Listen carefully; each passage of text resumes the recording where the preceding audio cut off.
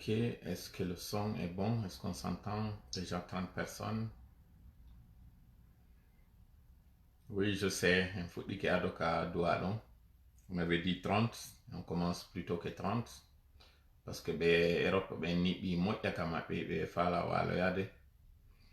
Mon général, merci beaucoup. Mamadou Bobo Diallo. Wa alaykoum salam wa rahmatullah. Ibrahima, tu es toujours le premier. Je suis très content. Ibrahima Balde Cross. Mi salmitike on kono woni aramɓe ɓen. Ali Baba Diallo. Yetti Diallo ɓen iɗon fala ɗo yomi fala yettude lan ɗo tola Diallo ɗo mari dingira jano Elhadji Oumar Balde saɗima ko tori so Ouria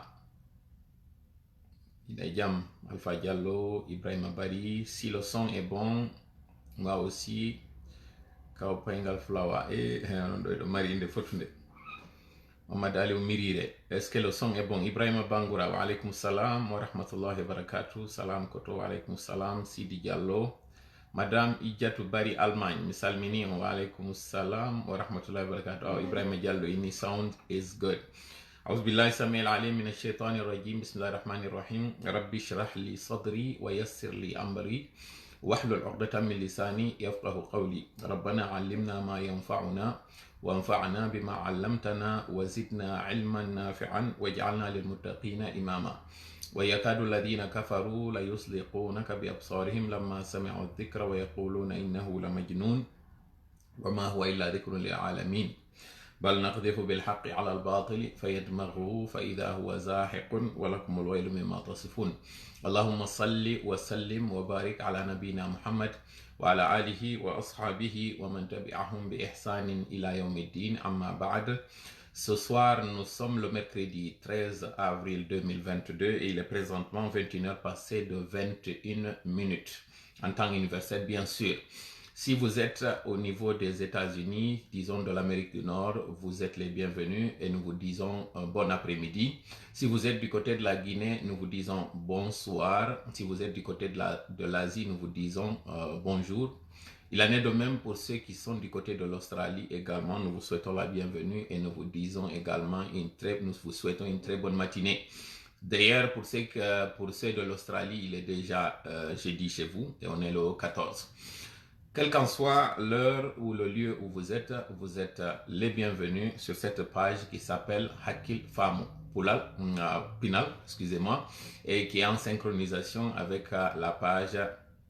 Kotoli Modon Katola. Haray jama on fop on weltanama on jarnama hande ɗo eɗen mari direct mo tawata eɗen fondi waɗugol mo ɗo e nder 30 minutes fiye waw seydude ɗo e hoore jam ko fuɗɗarin ɗen ɗo ado 30 on par ce que en wiwno ko 30 fuɗɗoto ɗen ko fiɓem tawɓe ɓen ko wontirɓe Europe yawɓe golle janggo yoɓe wawa heɓude seeɗa e konko yewten kon ɓen tawɓe ɓen kañum kadi hino ka juulirde si ɓe yewti nafugol ngol ɓe raɓe tawde e meɗen ka lannitagol ɗo woni ko ɓen fuɗɗo duuɓe e meɗen woni ko ɓen lannotude ɓe meɗen en fop haray ko saɗi meɗen ko toli on fop on jarnama hande ɗo aray ɗen mari tuɓɓe ɗiɗi e kuntoye toɓɓere aranerɗen haray ko fiiɗi assise national ji ɗi tawata haray CNRD on fewdo ɗo ene waɗi sakite moƴƴa yewtere nden on est déjà à 773 personnes à peine 5 minutes gibi haray fuɗɗiɗen ɗo donc toɓɓe ɗiɗi e kuntoye toɓɓere araner nden o yiiɗi assise national ji wonɗi e waɗede fewdo ɗo sengo lagine on e hoore windere nden sengo fof ɓay sengo Amérique du Nord ɗo kañum kadi assise ji gono waɗede e nder représentation diplomatique ji ɗin wiwɗen ko on ɗum woni ko tawata haray ɗen yiide muɗum walɗon ɗon kañum kadi waajungu jonneten CNRD on mo tawata haray ɗen tori Allah ɓe wawmo jentitade fi yo ngakku o ngiwu toɓɓere ɗimmere nden ko o lancement mo tawata haray en yiiɗo hande bambe to ɗo échangeur wonaɗo e wiyede on o darnete o mahete sengo ɗon o yi kañum colonel Laymama Dey arno hewti bambe to ɗo cérémonie de lancement o waɗa ko ɗum woni haray joƴƴingol birikiri ara nder nden didugol ngol wi'en tun e pulal waɗama ɗon haray noon kon ɗum woni ko famuɗen e ɗum ma kon ɗum woni ko taskiɗe yiwɗen e ɗum ɗum Mouhtar Ba haray mi salmitike ma eɓe wiyete ɓen Abdoul Qadir Diallo mi yetti on Ba kono ɗo woni haray toɓɓere men ɗimmere nden toɓɓere tammere nden haray ko kuntoye toɓɓe ko dareten si e nder o 30 minutes ɗo se wawa haray jumpoyde ɗum ɗon kadi mi tolike noon Allah yo hawrindinayi e sawaba e koko mon e yewtude ɗo mi wawa yewtude konko tawata haray no wondana e nafa adna e lahara mi torike Allah kadi yo newnago onon arɓe hewtiɗo ɓen tawɓe hino mari ande yo Allah ittan en andeji meɗen e mapulleji meɗen ko marɗen yo jaɓangen ko wonɗen e horude ko wonɗen e juulude konko wonɗen e ittude kadi sadakaji amin ya Allah. Si mi hawriti e sawaba ɗo ara yetten Allah sabu ara kanko woni ko moƴƴi e meɗen siko axe muɗum no waɗa hara en torike Allah goto wara yo yafanolan konko tawata haray mi oñike ɗum en torike mo kadi haray yo o woɗɗin seytane ka jonde meɗen ɗo haray ono wonɓe heɗitade ɓen noon ɗo yo yiwu faljande anden yiye anditugol ngol wondema ko neɗɗo mi timma haray onon o lellitoto konko tawata eno lelli ɗon torike noon Allah e waɗan en moƴƴere e yurmede makko nden o jurande nde jonde meɗen ɗo amin ya Allah. haray en fuɗɗade ɗon sans plus tarde toɓɓere meɗen ara nder nden nde tawata haray ɗon andi ko o assise national wonɗo e waɗede fewno ɗo ni e kala ka tawata haray guine hen joni woɗɗi kon ɗum no woni haray on assise national kon ɗum waɗi haray sombo makko o assise national disons qu'en pulaar nous allons rapidement faire un clin d'œil à ceux qui nous regardent et qui nous écoutent en langue française. Et nous avons aujourd'hui 2 points et quelques divers. Le premier point, c'est celui des assises nationales en cours, quel constat à faire. Le deuxième point, c'est celui du lancement des travaux de construction de l'échangeur. Quelle lecture faire aujourd'hui de ce projet qui vient d'être lancé par le CNRD. Au niveau des 3, nous avons quelques divers que nous allons tenter de répondre parce que notre vidéo, nous voulons qu'il soit dans la fourchette des 30 minutes afin qu'on puisse se séparer ici rapidement. Et puisqu'aussi il y a nos abonnés qui se plaignent aussi du coût de la connexion Internet, ce que nous comprenons, ce à quoi nous sommes en train de travailler, ce sur quoi nous sommes en train de travailler afin de soulager les uns et les autres. Donc aray ɗo wiwɗen o yi koko inete assise national kon ɗo woni ɗum assise ko jonde ko nden jonde nde tawata haray ino jooɗede yewte fii kon ɗum wiyana national ko tawata ɗon haray no mofti kala winaɓe ko jibinanɗe lagine joni noon est ce que ɗum ɗo noon ko sengo lagine tu wona e waɗede fii nden jonde ndarogol no moƴƴintina hakkude ɓen tawɓe haray hawreji no hakkudeji muɗum sakite moƴƴe haray yewtere nden ko ɗum woni haray ka CNRD on hiɗon andi ka lannode hitande 2021 kañum colonel Laye Mamadi o waɗuno discours mo innuno effectivement waɗateno haray assise ji fi moƴƴintingol hakkude lay jama lagine on iɗen anditi noon wonande ɓen tawɓe haray ɓe yeggiti haray darde saɗi maɗa ko tooli tan wonande ɓen tawɓe haray ɓe yeggiti addo tawɗi assise ji waɗede eɗen andi o CNT mo tawata on en wowli ha joƴƴingol makko wiwɗen e reconnaissal mo sabande makko tawata haray ɓe suɓike hoorejo ɓe joƴƴini ɗo wiyeteɗo dansa courma mo tawata menen on do han joni men reconnaissali ni CNT on ni kañum golle wonaɗe e waɗede nder ton anditen noon haray CNT on ko konko tawata haray no lonti assemblée nationale o ɓen ɗon ɓay ɓe joƴƴinama ɓe immino ɓe yeehi ka nderdi ɓe yawno ka nder fulasoji ɓe yawno e nder leydi meɗen lagine on ɓe yeehi ɓe yiidoy ton e yimɓe e wiya maɓɓe yawgol anda kon ɗum woni haray mapulleji jama on tuma haray no gasa koɓe yawno haray ko humpitagol ko honɗum haray woni ko jama woni ko habbori CNRD on e en même temps kañum kadi haray o transition ɗo ko honɗum jama on haray tañƴini honɗum waɗete nder makko éventuellement happu makko on ko ha honde tuma haray o juutata ɓay ɓen ɗon immike ɓe arti ɗen andi ɗen golle ɗe ɓe yuno haray koɗo nafa laye mum en tori noon ɗo non jama o wondema si ɓe yeehi woto jama on haray wernuɓe woto jama on daaruɓe par ce que yawgol wernaɓe ɓe yawye toon ɓe yawye toon ɓe waɗoya manipulation ji ɓe inna ɓe yiidi e ɓeɗo fof ɓeɗo wi haray ɗum ɗo eno mapori ɗum ɗo ɓen taw ɓe no mapori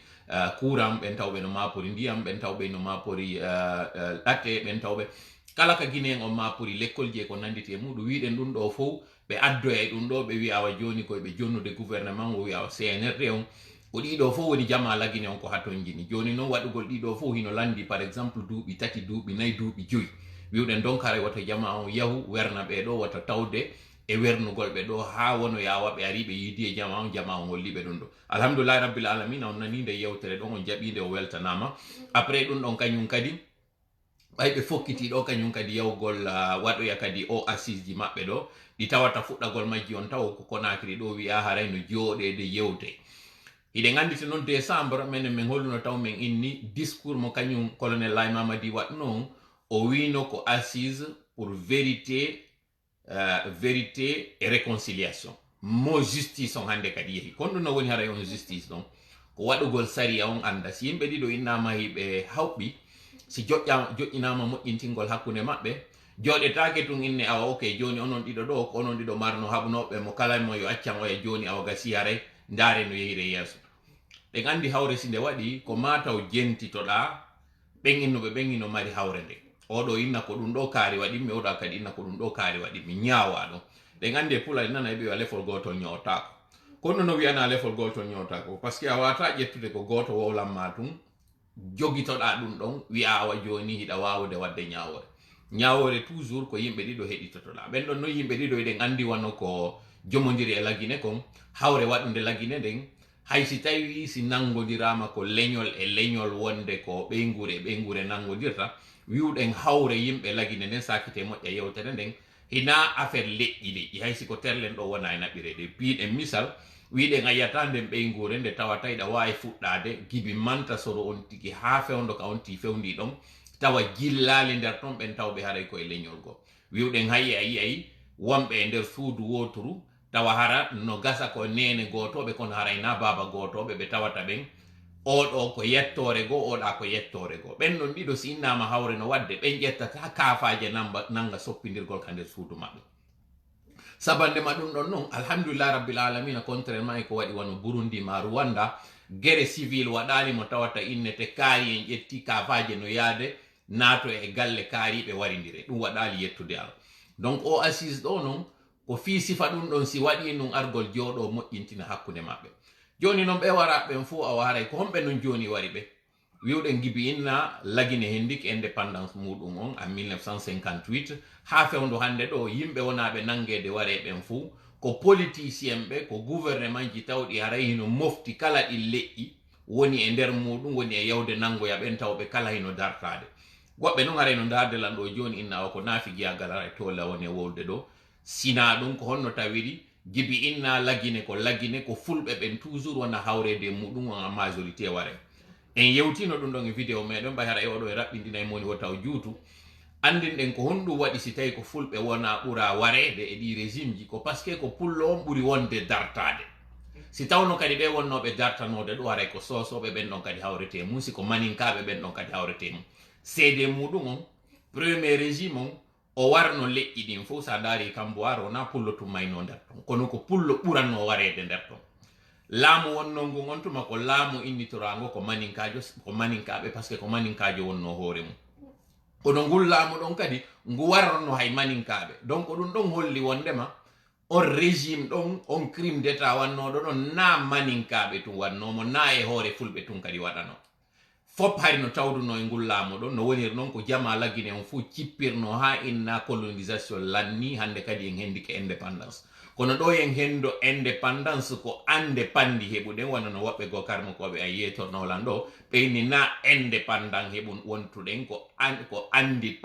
ande pandi heɓunoɗen ɗum ɗo waray ko lapsus tum woni e waɗude ɗo donc en réalité si tawi innama ɗo hino moƴƴintinede ko gouvernement on hani argol tubana situation waɗe moƴƴa duwaji ɗin ko gouvernement on hani yawgol tuubitana citoyen ɓe ɓen on non gouvernement ɗon ko gouvernement tawɗo forestier ɓe no tawamum sen ƴetti misal wono secture premier ministre makko on nun hari ko lansana biyabogi on ɗon ko forestier jo ministère makko on kañum kadi wano omo ɓeynata jalloteli waranoɗo hari ko pullo kanko wonno ministre de la justice wano non sen daari wano ɓe wiyeteɓe ɗo wano kaman jaabi ɓay warama ma ɓe wiyeteɓe ɓen kaba ma ɓe wiyeteɓe ɓen keeta ma wiyeteɓe ɓen jubate ma wiyeteɓe ɓen jabate ma wiyeteɓe ɓen hay e kuyate wano siɓɓe omori sanda ɗo tawɓe woɓɓe mayika kan ɓeɗo fof ko innaɓe ko iwruɓe hotiguine kono ɗum haɗali ɓe ɓay tum ɓe dartike kañum Sékou Touré on tuma ɓe naadano e kaso ɓe wara woɓɓe maɓɓe panda woɓɓe maɓɓe fella donc en andi ɗo kala wonɗo e naɓude en e teren inna en guere lagine on ko pullo tun hawra e mum kon ɗo woni déjà ƴawnude ɓernde meɗen naɓa en e tere mo tawta en inna yo enen kadi se yottoto ko en yotto contre mano maninkajo e piide misal ko ella janomo hanuɗen wurtugol mi yartita noon kañum kadi e question mo landiɗen on joni noon a waraɓen fof ko homɓe wari ɓe réponse on ko simple waraɓe ɓen ko régime woni ɓe warde ɗinno régime ji ɗon ko lanɗo woni e jonnude ordre ji ɓen tawɓe hara ko ɓorniɓe teniji ɓen yora paɗeɓe yaha nanga ɓen nangueteɓe addanadaɓe e kasoji ɓe ware tan seku ɓay lanni iɗen andi ɓay lansana konte kañum kadi ari on ɗon kañum kadi ari ko sosojo kono régime on sosojo ɗon lansana konte wona no régime tawnoɗo o nafi sosoɓen tun ma ɗum o woni régime arnoɗo tawi yani e maninkaɓe tun ma yani e fulɓe tun. Lansana Conté kañum ɓa ƴetti laamu ngun o yawno yaltini kala ɓe wonnoɓe ka kasoji tawɓe ɓen koye leƴƴi ɗin fo o yimmi kadi o fondi o fonnay Guinée en fo kono coup d'état wanno ɗon en 1985 ɓay hikkinoɓe yeeso makko hay so tawi fulɓe kadi no tawa nder ton so ndaari liste on tawa e fulɓe no nder ton ɓe yawnoɓe waɗi on coup d'état ɗon ɓay nanngama e coup d'état on échoui fo warano kadi e ɓen ɗon e leƴƴi ɗin fo kono ɓuranoɓe warede ɓen ko ɓen tawnoɓe ɓen ko régime maninkaɓe sabu ko ɓe innuno kon kamɓe fokkintinoɓe coup d'état on ɓeyni ɓe hettitay woni laamu maɓɓe ngo donc e yiɗon kañum kadi régime on konno yehiri ɗon par ce que ko leçon d'histoire on ɗe wadde ka tawi ɗon kadi glissama naɓira kadi ka sengo leñol waranoɓe on tuma fo en 1985 majoritairement maɓɓe e bonnanaɗoɓe on tuma ko régime innano ɗon ko régime kañum maninkaɓe iwɓe ɓen mais waɗunoɓe ɗon est ce que ko sosoɓe wano kañum Lansana Conté yawno waɗi ɗum est ce que koye inde sosoɓe o yawno waɗi ɗum na inde sosoɓe o yawno waɗi koye inde kañum larme tawnoɗo on dartino ke ɓen imminoɓe waɗi anditen noon on tuma hay si coup d'état waɗi na innugol tum men waɗi coup d'état men nangi président o men naɓimo men sokoyi wano fewndo hande ɗo ma ɗum men joƴƴinimo e nder résidence surveillé on tuma hade si coup d'état waɗi ɗiƴan hibbay ɓe wara kañum kadi waɗa ɗo coup d'état et puis de misal on tuma wano se ndaari wano Thomas Sankara nu ɓay coup d'état waɗi hakkunde makko e Blaise Compaoré ɓe warno Thomas Sankara wano on coup d'état waɗno ɗon entre kañum colonel Lansana Conté e kañum on tuma général Diala kako colonel Diara kañum kadi ɓe warno Diara Traoré e kala ɓe wondunoɓe maɓɓe se ndaari kañum kadi coup d'état waɗno ɗon wano Sengo Libéria on tuma kañum kadi ɓe warno Samuel Doe wano noon kañum kadi Samuel Doe kañum kadi no ari noon ka laamu kan kadi o warno wiyeteno ɗum sikki ko Tolbert donc en andi ɗin période ji on tuma hari coup d'état si waɗi seede coup d'état o réussisi ko tuma hoore lanɗo on jogita e jungo ma wallina e tabal hari ko noon coup d'état ji ɗi waɗirayno donc Lansana Conté ɗen ɓe warno on tuma hari ko ɗum ɗo wonno moddo on tuma en ala e légitime ɗe wiyen koko moƴƴi o wanno on tuma kono haray ande tum ɓen dartinoɓe ɗon na contre maninka tum ɓe dartino ɓen kañum kadi waranoɓe ɗon hina maninkaɓe tu warano e nder muɗum donc hande ɗo sen inni awa haray réconciliation no wadde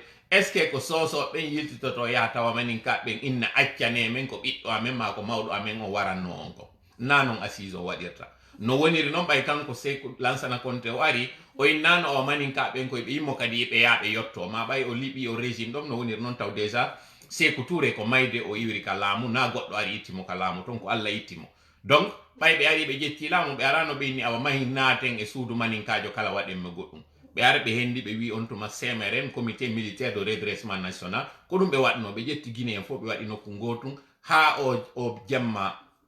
1985 ɗon mo on coup d'état waɗi o échoui ɓe nangi on tuma ɓe wari ko wanno kon fof on tuma waɗirno ɗon laamu Lansana Conté ngun kañum kadi ngu yeehi ɗon ha sakite moƴƴa yewtere nden ha ngu hewtiri noon kanko kadi ɗi événement ji fuɗɗi ɗo ɗi grève ji de janvier et février wiyen tun joni iwi 2007 on ɗin grève ji kadi wannoɗi e ɗi manifestation ji wannoɗi on tuma fof hiɗen andi leƴƴi ɗin fof warano on tuma kono majoritairement kadi ɓuranoɓe warede on tuma kadi ko fulɓe ɓen est ce que non ɗon kañum kadi si innama awa hande ɗo ɗi assise ji ko réconciliation ko sosoɓe garata inna awa onon fulɓe ɓe gara e mawɗo amen on ma ɓiɗɗo amen o waranno on accaneme kono waɗi si ɗen fuɗɗitade yewtere nden terlen ɗo ko fi andengol CNRD on hande si assise ji no waɗede heyna leñol contre leñol hina ɓeygure contre ɓeygure en tant que tel ɗi assise ji duwaɗi waɗede ɗo ko gouvernement hani immagol yaha tuubitanoya citoyen ɓe ɓen e population on inna menen me waɗi hunde kaari men na an natandayo men andu waɗɓe ɓen koye inde gouvernement ji amen tawɗi ɗin ɗi jokkodiri mi woni arde men tubarana on mi inna yon accan men mais est ce que no wiwgol tun accane men haaɗay ɗon o na ɗon haadata par ce que piwum si tawi bonnere waɗi tanke nden bonnere ɗon nde ñawdaka nde wawi waɗitoyde kañum kadi ko fi noon watta nde waɗi to wiwɗen justice ko ma waɗe et puis de misal wano laamu kañum sectoure ngu ɓay yimɓe warama no woodi ɓen ɓe tawata hara ɓe anda ha wetango hande ɗo ko honto waranaɗo maɓɓe on surra donc andugol kaari ko ɗo surra tun déjà ɗum ɗon ko soulagement wonande on tawa ɗo hino andi hande ɗo pellet juuɓi capanɗe ɓaawo gibi on ti nangano on ɗon maayi watti ɗum kañum kadi no woodi ɓen tawnoɓe ɓe nangano e nangande maɓɓe nden hiɓe tooña no wiyano ko traître ɓe par exemple no wiyano ko mercenaire ɓe no wiyano on tuma ko impérialiste ɓen ɗon ɗen tooñe waɗaɗe mawɓe maɓɓe ɗon tuubitangol tum ɓen ɓiɓɓe maɓɓe ɓe on wiya mawɗo maɗa nanganoɗo on ko tooñanoɗo ɗum ɗon tun kañum kadi weltinayi fittana gon yon waɗanaɗo ɗum ɗon. est ce que non hande ɗi assise ji ɗo ko sifano woni e warrude? Réponse on ko simple, assise ji ɗi na ɗum woni e waɗude. Hande ɗo non ko honɗum ɓuri wadde taw probléme o mo tawata o assise ɗo o dela ko tawata men torike on men inni yon mbuuduɗi assise ji ɗo mi weltano on ɗon non ko tawata ray on jaɓi kadi nde yewtere ɗon kaka tawata ɗon CNRD ɓay immike ari seede on si tawno haray ɓe waɗuno no haniri non haray no moƴƴay ɓe immino ɓe yehi ka berɗe bambe to ɓay ɓe immike ɓe ari ka berɗe bambe to ɓe wowlano ɗon haala tawata wiyete awa ko ka haala ɗo sabu ka ɗo men acci ko waɗi kon kono simplement ko tawata kon tun yer ko ɓe immi ɓe ari ɗon kon ɓe waɗi du'aji e ɗen gaburuji ɗon goɗɗo wulli ɗon on foto sakita on yi ha honto jama on weltino on tuma jama on wawno on tuma wasi haray ko bullal yuwanongal ɓe e koyɗe woni ko itta tout ça ko honɗum wonɗen e yewtere ɗum ɗo ko hollugol ha honto hande si CNRD on no falano moƴƴinde na o folklore maɓɓe on e waɗude ɗo wawayno ittude hande ɗo jama laggine on hawre nde haysi barme on no tiiɗi o metta ñawdude fi on ɗum waɗunoɓe ɓe maayino waɗanoɓe hoore muɗum ɓe maayino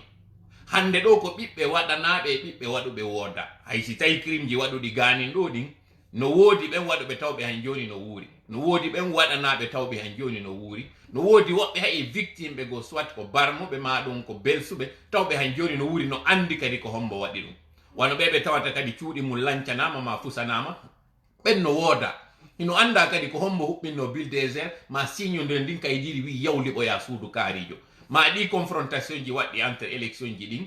hino anda kadi ko kaari immino ari ka suudu an ardi e bedi kaariji ma leɗɗe kaarije ma jarɗe kaarije soppaninmi bonnaninmi waraninmi lancaninmi suudu wano ɓe tawata nayi muɗum warama soppanama sengo foore hino anda kadi ko homɓe immino yehi waɗi ɗum donc o jooɗodal ɗo o kawtirgal ɗo wawata moƴƴude tanke ɓe yawnoɓe waɗi ɗum yeetaka wondema koko waɗɗo ɗo duwaka sariya kadi waɗe ɓen waɗuɓe ɗum ɗon ɓe naade kaso siko hanaɓe kasede ɓen bonnanaɓe ɗon kañum kadi ɓe dédommagé konko ɓe bonnanaɗo donc tanke o justice ɗo waɗai CNRD on sino faala ɓe waɗay assise ji un peu partout si ɓe faala waɗay partout dans le monde et puis de misal ɗo ni ɗi assise ji ɓe woni waɗude ɗo à l'étranger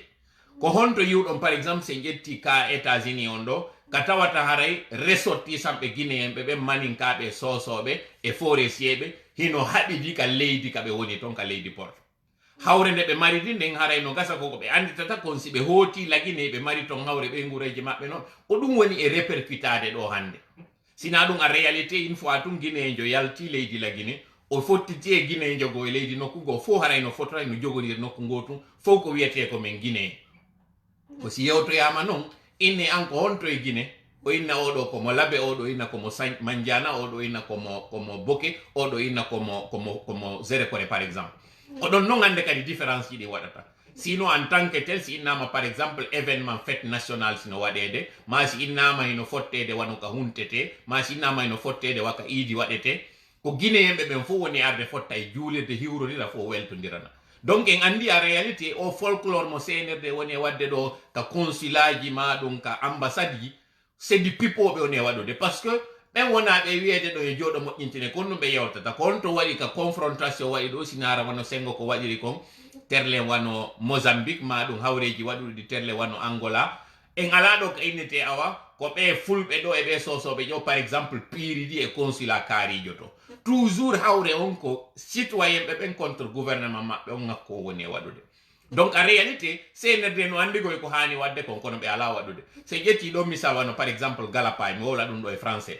ces assises nationales qui sont en train de s'opérer aujourd'hui en Guinée c'est du pipeau que le CNRD est en train de faire c'est du tape-à-l'œil que le CNRD est en train de le faire. C'est une diversion que le CNRD est en train de faire. Et par ricochet, c'est une perte de temps que vous êtes en train de faire. Parce qu'en réalité, ces assises que vous avez prévues, ces assises dites nationales, ne sont tout sauf des assises. Parce que lorsque vous parlez d'assises, vous parlez de deux camps. Or, aujourd'hui, en Guinée, on ne parle pas de guerre entre ethnies, mais on parle de crimes d'État contre toutes les ethnies. À titre d'exemple, lors du premier régime, lorsque c'était le régime de M. Ahmed Sékou Touré, M.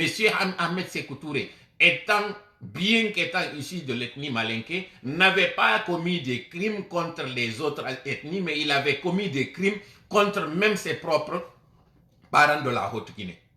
Et dans son régime, dans son gouvernement, il n'y avait pas que des Malinké. Il y avait des citoyens de toutes les ethnies qui l'accompagnaient dans ce qu'il était en train de faire. Et lorsqu'il est décédé et que le CMRN est venu au pouvoir, le CMRN n'est pas venu pour dire nous vengeons toutes les ethnies contre l'ethnie Malinké. C'est lorsqu'il y a eu coup d'État en 1985 que ceux-là qui avaient perpétré le coup d'État, dont la majorité était de l'ethnie Malinké, et c'est lorsque ceux-là ont perpétré le coup d'État et qu'ils ont échoué qu'il y a eu des représailles contre l'ethnie Malinké. Mais regardez les victimes de 1985. Il n'y a pas que des Malinké. Il y a aussi les autres ethnies. Des Peuls, des Soussous et des forestiers. D'ailleurs, faisons un petit rappel. Le régime de M. Ahmed Sékou Touré, son premier ministre était issu de la forêt. Donc, ce qui veut dire que son régime, le premier régime guinéen, n'était pas un régime malinké, mais c'était un régime dont le président était malinké. Et les victimes, comme je l'ai dit encore une fois, n'étaient pas que des victimes Peuls, même si aujourd'hui, dans le conscient du Guinéen, il n'y a que les Peuls qui ont subi. Et dans l'entame, nous avons expliqué pourquoi la plupart des victimes sont des victimes Peuls. C'est parce que le Peul a eu la malchance peut-être de se retrouver en ligne de front dans les contestations et dans les luttes pour l'émancipation et dans les luttes pour la libération. Voilà pourquoi il s'est retrouvé dans cette ligne, sur cette ligne de front à être la principale victime. Mais est-ce qu'il est la seule victime? Non, le Peul n'est pas la seule victime. Est-ce que le seul bourreau est malinké? Non. Le bourreau n'est pas que malinké. Parce que lors du second régime, ceux-là qui ont subi sont pour la majorité issus de l'ethnie de celui-là qui dirigeait. Donc, pour faire un résumé, aujourd'hui, ces assises ne devaient pas s'atteler à dire que c'est telle ethnie contre telle ethnie ou bien telle ethnie qui doit demander pardon à telle autre ethnie. C'est le régime, c'est les différents régimes qui se sont succédés par le biais des forces de l'ordre qui ont commis des forfaitures sur les citoyens guinéens. Donc aujourd'hui, si le CNRD était sincère, ils savent très bien quelle est la meilleure démarche à faire. Je vais vous poser une question toute simple. Les crimes de Galapay, de Zogota, de Sauro, si toutefois aujourd'hui on doit faire des assises, est-ce que c'était des ethnies qui étaient allées massacrer des citoyens de Zogota par exemple? C'était des hommes en uniforme. Et ces hommes en uniforme étaient en train d'exécuter des ordres venus de la plus grande hiérarchie, de leur haute hiérarchie. Et ces hommes en uniforme étaient de toutes les ethnies, même s'il y avait une majorité parmi ces ethnies. Donc, comprenons très bien aujourd'hui, pour ne pas biaiser ces assises, le CNRD se souvient que lorsqu'il avait pris le pouvoir et qu'il était allé au cimetière de Bambeto, le simple geste d'être allé se recueillir sur ces tombes-là était significatif. Les victimes l'avaient pris comme étant une reconnaissance tacite du tort que les différents régimes ont fait sur les citoyens. Donc, aujourd'hui, même si la plaie elle est profonde, mais sa guérison n'est pas difficile. C'est juste la démarche qu'il faut et une sincérité dans la démarche. Le deuxième point que nous avons, c'est celui de l'inauguration, de ce lancement de ces travaux. Vous avez vu aujourd'hui, avec ce lancement de ces travaux, que ceux-là qui étaient venus acclamer, même si parmi ces personnes, parmi cette foule, il y avait des badauds, et comprenons bien que des badauds, ce sont des curieux, ce n'est pas une injure. Parmi cette foule, il y avait aussi ces curieux qui étaient venus regarder. Mais est-ce qu'aujourd'hui, le colonel Laye Mamadi a été lapidé à Bambeto? Est-ce qu'il a été lynché? Est-ce qu'il a été hué? Il n'a pas été hué. Donc, contrairement à ce qu'on est en train de faire croire, il n'y a pas d'opposition d'ethnie contre une ethnie. Ce sont les différents régimes qui sont en train de poser des gestes qui divisent le pays, qui feront que les citoyens vont continuer de se regarder en chien de faïence et qui vont continuer à perpétrer cette malédiction sur les citoyens guinéens. Aujourd'hui, la solution, elle est simple. Si au niveau de ces consulats, de ces représentations diplomatiques, on parle d'assises, est-ce que le Guinéen, lorsqu'il franchit la frontière guinéenne et qu'il se retrouve dans un pays étranger, il se regarde en Peul, en Soussou, en Malinké, en Forestier? La réponse est non. On se regarde en tant que Guinéen. Dans nos passeports, il n'y a pas de subdivision d'ethnie. On ne parle que de Guinéens. Ce qui veut dire qu'en réalité, même si à l'étranger, certains Guinéens se regardent en chien de faïence, c'est en fait une méfiance qui n'est même pas regardée en chien de faïence. Ce n'est pas une haine en tant que telle, mais une méfiance due au fait que au pays, nos familles avec lesquelles nous parlons nous remontent ce qui se passe dans le pays. Ces politiques aujourd'hui doivent se ressaisir et comprendre.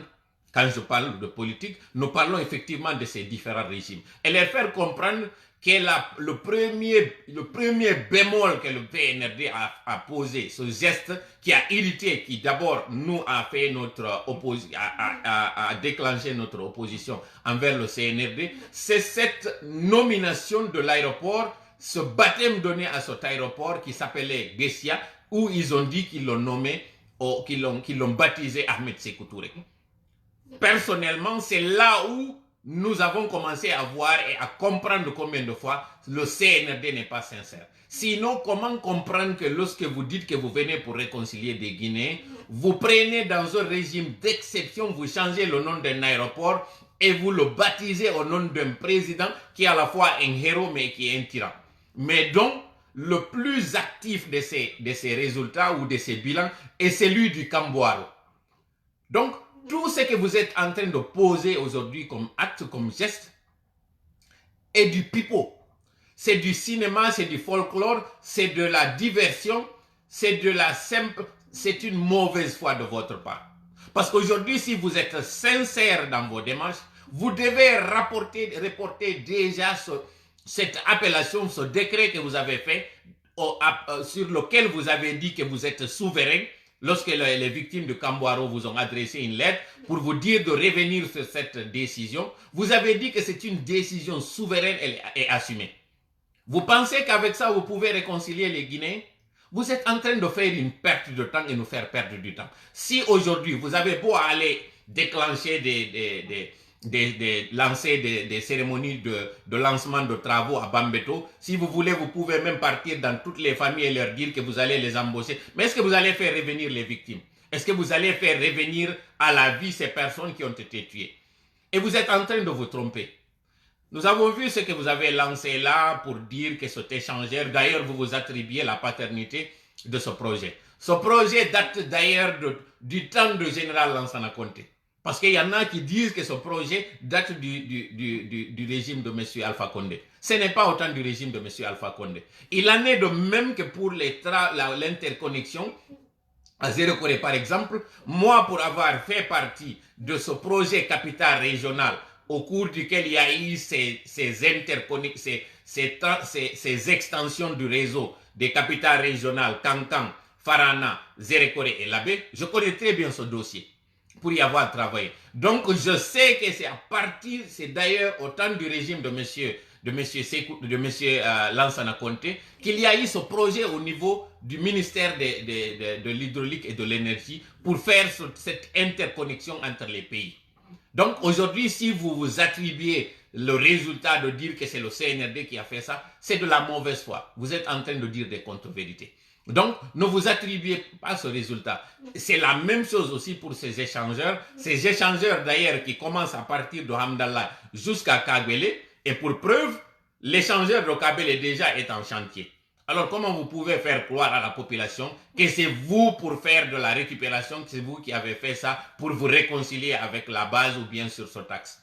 J'ai vraiment déploré cette mauvaise foi dans cette communication. Est-ce que c'est en mettant, et c'est d'ailleurs le deuxième point, est-ce que c'est en faisant des terrains omnisports que vous allez régler le problème de chômage des jeunes? Est-ce que c'est ce qui va régler le problème de stigmatisation que subissent ces jeunes? Est-ce que c'est en jouant par exemple du basketball ou du football ou bien du volleyball que ces jeunes vont oublier leurs frères victimes? C'est leurs proches qui ont été tués dans ces différents régimes, dans ces manifestations. La réponse est non.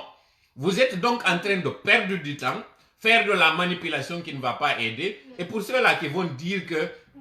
il faut applaudir, les jeunes vont être recrutés, ils vont être embauchés, c'est du pipeau que vous êtes en train de faire. Parce que l'embauche suppose qu'il y ait la qualification. Et est-ce que vous allez tout simplement embaucher les jeunes dans la périphérie de Bambeto parce que tout simplement, ils sont habitants de la zone? Est-ce que ça, la compétence, vous allez les embaucher? Parlons justement de compétences. Est-ce que vous avez pensé à ces écoles? Est-ce que vous avez pensé à ces centres où les jeunes vont apprendre? Aujourd'hui, l'éducation, elle est biaisée en Guinée. Aujourd'hui, ces mines qui devaient embaucher ne peuvent pas embaucher parce que tout simplement, les jeunes n'ont pas la formation, n'ont pas la qualification pour pouvoir combler ces postes qui sont vacants. Donc, encore une fois, cette manipulation, cette fuite en avant que vous êtes en train de faire, nous ne pouvons pas la cautionner. Ceux-là qui vont applaudir parce que vous l'avez fait, libre à eux de vous applaudir. Mais nous n'allons pas vous applaudir parce que déjà dès longtemps, vous avez raté le départ. Vous avez raté la piste lorsque vous avez baptisé cet aéroport et que vous avez fait un forcing pour mettre un danse à courement au niveau de ce CNT. Contrairement aux autres combattants, nous n'oublions pas et nous restons fermes sur nos positions. Tant que vous ne faites pas une dissolution de ce CNT ou vous changez ce président du CNT, nous allons toujours continuer à critiquer, à vous combattre jusqu'à ce que vous reveniez à la raison. Tant que vous ne changez pas le nom de cet aéroport pour tenir compte de la plaie, de la douleur de ces victimes, de ce régime, de ce tyran, de ce sanguinaire, nous allons continuer à vous combattre. Tant que vous ne dites pas qui sont ceux-là qui ont tué les enfants dans les différentes manifestations, nous allons continuer à vous dénoncer, à vous combattre. Tant que la justice n'est pas la boussole telle que vous l'avez prétendu, nous allons continuer à vous combattre et nous allons continuer à vous à nous opposer à vos régimes et à vos faits et gestes. Ça, c'est un devoir que nous avons. C'est un engagement que nous avons pris envers ces victimes. C'est un devoir de citoyen que nous avons. Donc encore une fois, mais après quand on kadika pulalo, CNRD o yi manipulation mo bone wadde ondo. Be mike ka deuxième point do be inogiri o échangeur o be famini hande do ko kambe wadi dundo. Mi andi na on taw do interconnexion wado do on zere kore ko projet mo tawata ko alla hinno kanyun lansa na konte watno. Be wala nino nyande goydo direct go mi golli e projet mo be ni PCR, projet capital régional, projet taw donc Exim Bank and financement. On projet donc pour y avoir travaillé comme on non der mi do andi fewno be wonno wadde profilation parce que kon wonno un projet PCR, projet capital régional ko farana kankan zere kore e labe. Kon wonno un projet donc ko interconnexion extension réseau on tuma. Gibi kame wada ino dun don harino yewtano wonde ma interconnexion wada ino entre la Guinée et kanyum Côte d'Ivoire. Fiyo tawara zere kore on ngawa hebude courant. Imme yahe kala anduɓe ɓen série on ka woni ɗon ino andi central waɗaɗo ɗon on HFO waɗanoɗo ɗon kon woni ɗum ko heavy fuel oil ko waɗano ɗon ko ngari ko mazout yo taw courant wonɗo on zere kore ton on mazout ɗon waɗayno carburant nder ton alimenta courant kañum zere kore ɗon mbiɗo andi on projet moƴƴo kono yi CNRD ko yalti ɗo ko famingol kamɓe ko kamɓe waɗi ɗum ɗon alors que non ko lansana konte nayi dey tan Alpha Condé ɗum waɗa ko tan kañum Allah yino général lansana konte ɗum waɗi kono ɓay tumɓe nunɗaɓe yaltude ɗo ɓe famina zere kore ko kamɓe waɗani zere kore on courant ko fenade ñabbande en plus kadi ɗi échangeur ji ɗi wonɗo yiide ɗo ko projet waɗanoɗo kadi gibi tal lansana konte nayi ɗi tan Alpha Condé ko gibi tal lansana konte ɗi échangeur ji ɗo waɗa ɗin noon échangeur ji hiɗi fuɗɗi kañum Hamdallahi Bambeto Koza kañum e cimenterie musique e Kagbele ko ɗiɗo joyi on tuma yewtano fi muɗum gibi tal lansana konte CD muɗum o wonde mana CNRD waɗi ɗum ɗo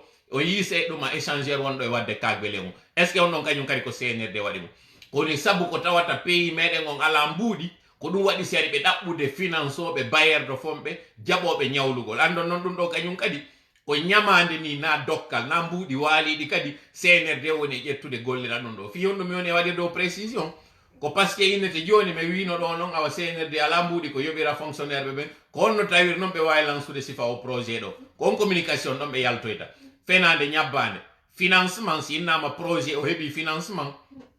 ko mbuuɗi wona e waɗede à la disposition so leydi ndin inne bon si on waɗi ɗum ɗo min débloquanayi on ɗi mbuuɗi ɗo o projet ɗo yoɓe donc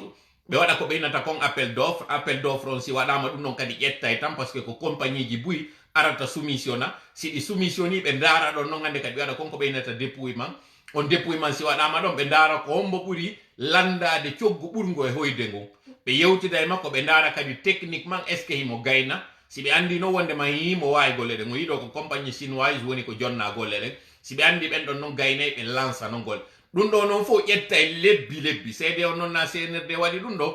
au minimum ɗum ƴetta e 6 mois au minimum ça c'est ko ɓuuri e raɓɓidude kon hara o processus ɗo fof gon ɗum ara yawa CNRD on si woodi ka waɗugol ɗo ko heɓugol noon hande kadi hara e financement on par ce que woodi compagnie ji buy so ndaari kadi maquette waɗanoɗo on fewno tan kañum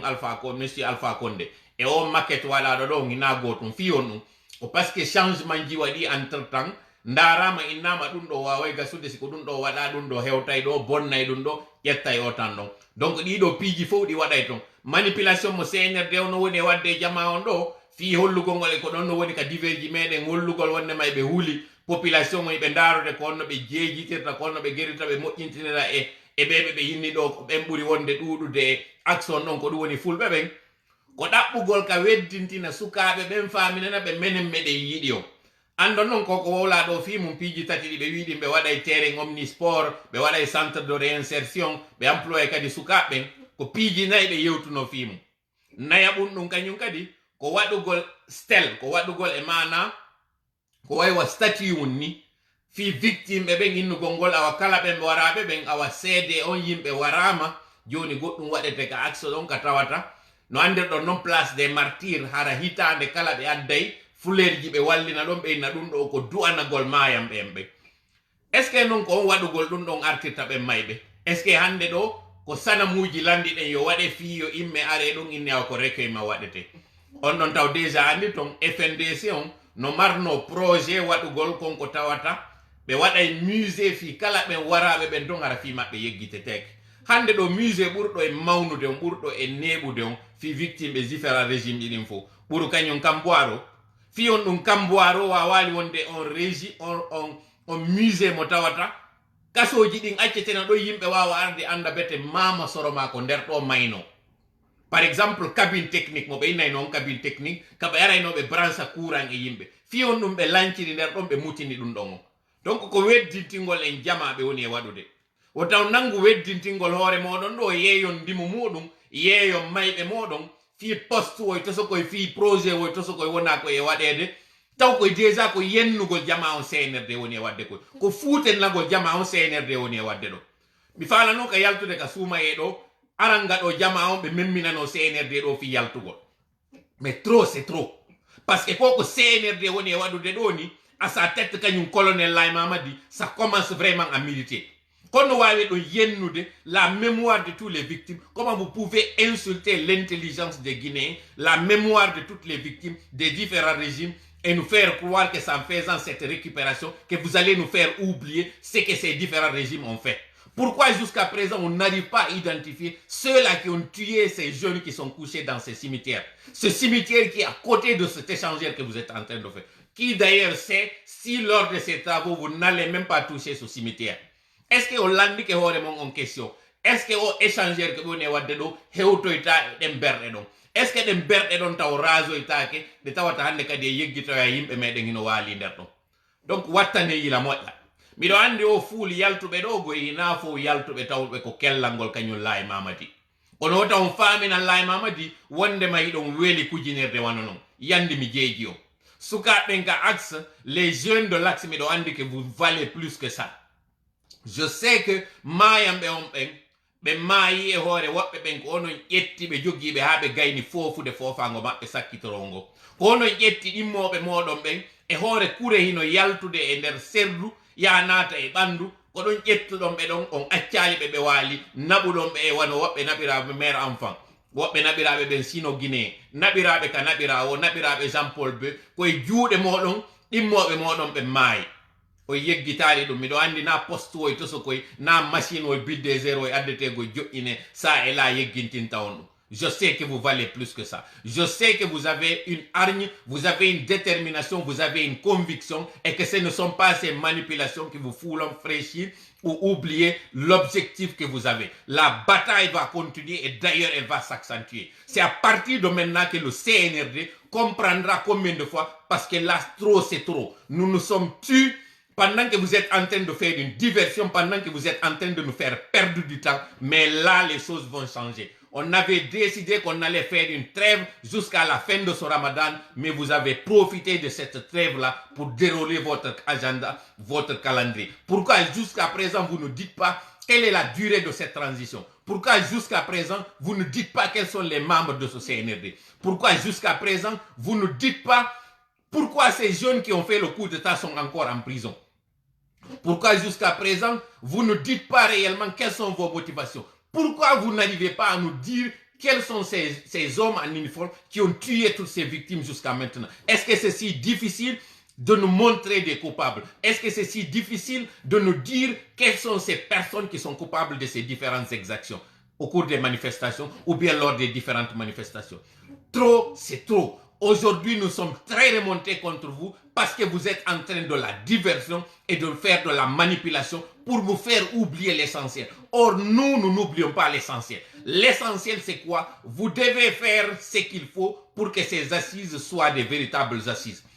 Vous devez commencer par révoquer ce décret que vous avez fait. Vous devez commencer par faire en sorte qu'on sache qui sont ceux-là qui ont tué ces enfants. Qui sont ceux-là qui ont tué ces différentes victimes? Qui sont ceux-là qui ont emprisonné? Ces personnes-là sont encore en vie. Nous pouvons les identifier. Nous pouvons connaître qui sont-ils. Pourquoi aujourd'hui vous êtes en train de faire des règlements de compte en faisant une lutte contre ces prévarications économiques plutôt que de nous dire qui sont ceux-là qui ont commis ces crimes de sang? Pourquoi c'est si difficile que ça? Parce que justement, ce qui vous préoccupe, ce sont vos poches. Ce qui vous préoccupe, c'est comment dérouler cette transition, comment rester au pouvoir. Nous ne le tolérerons pas, nous ne l'accepterons pas. Nous allons vous combattre et bientôt nous allons intensifier ce que nous avons fait. Nous allons passer à une vitesse supérieure parce que là, vous avez estimé que notre silence, c'est un abandon, où vous avez estimé que nous avons peur et que nous ne voulions pas nous croiser le fer contre vous. Vous êtes aujourd'hui déstabilisés et ce que vous êtes en train de faire pour draguer les jeunes de l'Axe, ça ne marchera pas. Les jeunes de l'Axe sont des jeunes nobles, ils ont une conviction, ils ont une détermination et cette détermination, ce ne sont pas les liasses de billets qui peuvent nous changer. Soyez-en sûrs, le frappe va frapper et nous allons continuer cette lutte. Nous allons d'ailleurs l'accentuer. Vous allez nous voir bientôt. Vous allez comprendre que ce que vous êtes en train de faire là, en amusant la galerie, nous ne le tolérerons pas et trop c'est trop. Donc, hare jama ko mi wata o yeta de ka diverji do. O yi ko senerde woni wadde ko. Nde ɓeɗe nangude wiwgol ɗo hina nunɗuɓe ni na wonɓe wolde gonga na fewɓe. O yigiɓe ɓe ari ɗo ɓe déclarali biyeji maɓɓe ɗin. ɓe yetaki en komɓe woni membre CNRD, ɓe yetaki en durée de transition, ɓe yetaki en komɓe woni warude, ɓe adori ƴettugol initira o aéroport Ahmed Sékou Touré tawɗo wari différent jamaji. So yi leydi meɗen ndin hande ɗo no a reta ko sabu Sékou Touré o, par ce que o fuɗɗoraki laamagol leydi lagine no haniri no. Kaw fuɗɗori ɗo fuɗɗori ngaygu, o wari taw cadre ɓe ko lagine mari kon fu, o sendidiri lagine, o waɗi 4 régions. O waɗi wontirɓe hotkine wowlu maninka tum, o waɗi wontirɓe fuuta e wowlu pulal tum, wontirɓe baskine wowlu fore ɗuma wowlu soso tum, wontirɓe telle guine fore sero acciji ɓen ɗon e hoore maɓɓe. Waraɓe ɓen zogota, waraɓe ɓen galapay, waraɓe ɓen zawro. Enen ko leñol immino yewaroy ɓen. Iɗen andi sere kode hi nangodira ton hakkunde berseɓe e hakkunde koniyakaɓe. Kono ko homɓe wonno ɓaawo, ko homɓe wonno sutende ɗum. Toujours ko kamɓe Alpha Condé en kamɓe ɗi différent régime ji ɗo fiƴƴi feƴƴuɗi ɗin fof gibi tan Sékou Lansana Conté e kañum Alpha Condé e kañum ɗo kañum kadi ngulamu ɓeɗo toujours ko ni wona waɗede gi manipulation wi ɗo gi marsata hande kadi ɗo ɓe holli en ha on to ɓe huli ɓe holli en ɗo kono ngo yawiti fi hoore moɗon iɗo yawiti ɗo piwum ko jogi ɗon ɗo kum tawata so wattanila e makko moƴƴa on anday ɗon sika konno ɓe ari ɓe memminori o échangeur ɗo telle mbambeto ɗon kon ɗum haɗi tawa hara ko échangeur cause on addeteno waɗade fi on ɗum ɓe wadde échangeur bambeto ɓe waɗa terrain cause fi on ɗum ɓe woni e waɗirde ɗum wattane yila moƴƴa jama andon kono yawitigo e fi hoore mum CNRD ko huluɓe ha maayi wonɗon e yiide ɗo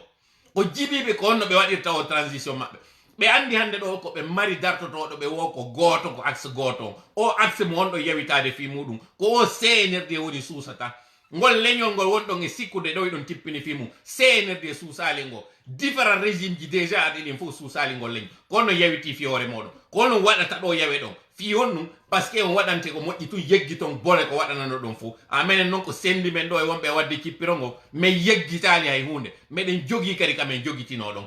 CNT on min inni min reconnaissali CNT on no woniri noon min reconnaissali président makko min reconnaissali kala kadi ko waɗete o yi ko CNT ɗo ɓe fondi ko on waɗanta ɓe durée de transition on ɗo alors que noon charte mo ɓe jooɗimo ɓe windi on mo tawata ɓe yetaki en kadi ko hombo windi mo ɓe associali en muɗum ko nder ɗon ti ɓe waɗi piège maɓɓe ɓe uni e on e nder muɗum kamɓe tigi on charte ɗon wi ali ko CNT on ƴetta joƴƴina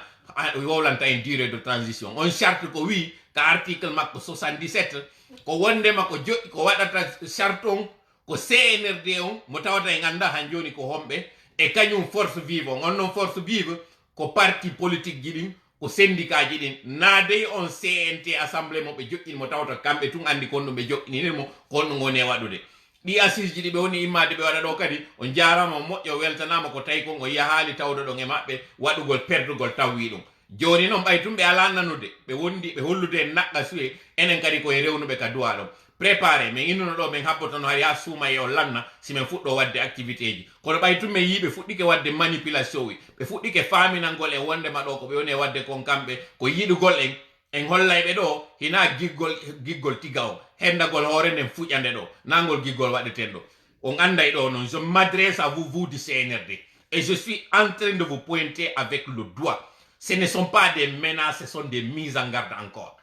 Qui suis-je pour vous menacer? Mais je suis quelqu'un pour vous dire que le chemin que vous avez entrepris, c'est un chemin qui va vous conduire droit dans le mur. C'est un chemin qui ne sera pas du tout profitable parce que nous ne le tolérerons pas. Désormais, arimi innuno, mi waɗata direct ji moƴƴa ka suuma e ɗo kono sabu ko tawata kon min andi ka suuma e ɗo ɓe wonno profitude fi waɗugol ko ɓe waɗata kon si Allah jaɓi ɗo joni déjà jour ji go ari e ɗo ɗi mi waɗata direct ji ɗiɗi e nder ñalla andintingol jama o ko ɓe woni e wadde kon ɗi information ji ka CRIEF ɗo ko ɓe woni e wadde ɗo règlement de compte mo ɓe woni e yande ɗo e RPG ɗo tawɓe ɓen ko mbuuɗi ɓe woni ɓe ɗaɓɓirde ɗo ɗum ɗon kañum kadi nous ne le laisserons pas parce que c'est injuste ce que vous êtes en train de faire. Sinon pourquoi jusqu'à présent monsieur Dadis n'est pas rentré dans le pays? Si vous êtes sincère, pourquoi jusqu'à présent il n'y a pas eu démarrage des assises du 28 septembre? Pourquoi jusqu'à présent vous le faites? Vous n'êtes pas du tout sincère. Vous n'êtes pas sincère et ce manque de sincérité fera votre échec parce que vous aviez promis que vous n'allez pas répéter les erreurs du passé. Vous aviez dit que la justice allait être votre boussole. Aujourd'hui, hélas, non seulement que cette boussole n'est pas là, mais en même temps, vous avez désorienté toute la population et vous allez nous faire subir les erreurs ou les conséquences de votre amateurisme, de votre mauvaise gouvernance, de votre mauvaise foi, de votre... Je perds même mon latin parce que si je regarde ce que le CNRD est en train de faire, je trouve ça lamentable, je trouve ça regrettable pour un pays qui a subi toutes les difficultés du monde. Un pays qui devait tout avoir pour décoller, mais malheureusement vous êtes là à nous divertir, vous êtes là à nous faire perdre du temps et à faire